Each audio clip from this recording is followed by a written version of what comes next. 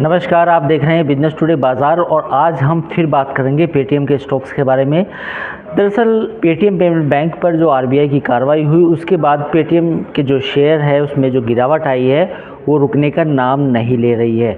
14 फरवरी यानी आज के दिन भी ये स्टॉक्स लोअर सर्किट पर कामकाज करते हुए नज़र आया।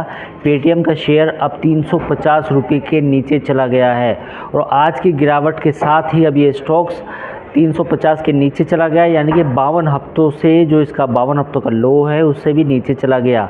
इस स्टॉक्स का जो 52 हफ्ते का ऊपरी स्तर था वो करीब 998 रुपये था, या मान के चलिए 1000 रुपये था, लेकिन आज ये स्टॉक 350 के नीचे चला गया है। अक्टूबर 2023 में इस स्टॉक्स ने 52 हफ्तों का हाई बनाया था, लेकिन आप सोचिए कि कितनी बड़ी गिरावट है, ये करीब 65% की गिरावट है।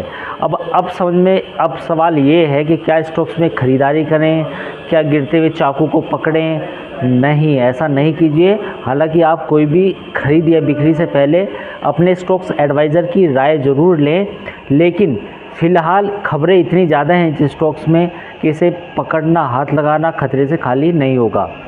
अब दरअसल मामला क्या है? मामला अब ये है कि आरबीआई आने वाले इसी हफ्ते में कुछ एफएक्यू जारी करेगा, तो उसमें ये स्पष्टता आने की उम्मीद है कि क्या आरबीआई पेटीएम पेमेंट बैंक में कुछ दखलंदाजी करेगा, कुछ आगे उसकी क्या प्लानिंग है। इससे पहले आरबीआई के अंदर जो इंटरनल कमेटी बनी है जो कंप्लायंस को लेके काम कर रही है, उसके कुछ अपडेट्स आएंगे, लेकिन इसके साथ ही जो ईडी की कार्रवाई है, जो जांच की बात है, उस पर भी कुछ अपडेट मिल सकते हैं। तो अगला हफ्ता यानी कि अगले 7 से 8 दिन इस स्टॉक्स के लिए काफ़ी अहम रहने वाले हैं और 29 फरवरी जो डेडलाइन है पेटीएम पेमेंट बैंक में डिपॉजिट बंद होने की, उस पर ऐसे कोई अभी तक कोई संकेत नहीं मिले हैं कि पेटीएम पेमेंट बैंक को उस डेडलाइन को बढ़ाया जाएगा या उसमें रियायत हो सकती है। बावजूद इसके 3-4 और खबरें आ सकती हैं जिसमें पेटीएम पेमेंट बैंक में कंप्लायंस को लेकर आरबीआई क्या कदम उठाता है, इस पर नज़र होगी। दूसरा, ईडी की जो जांच है वो आगे कितनी बढ़ती है, नहीं बढ़ती है, उस पर अपडेट आएगा।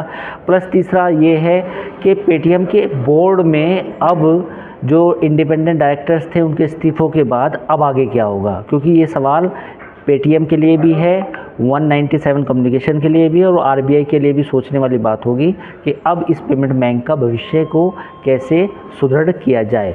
तो ये था पेटीएम पे आज बड़ा अपडेट। बाकी खबरों के लिए आप देखते रहिए बिजनेस टुडे बाज़ार।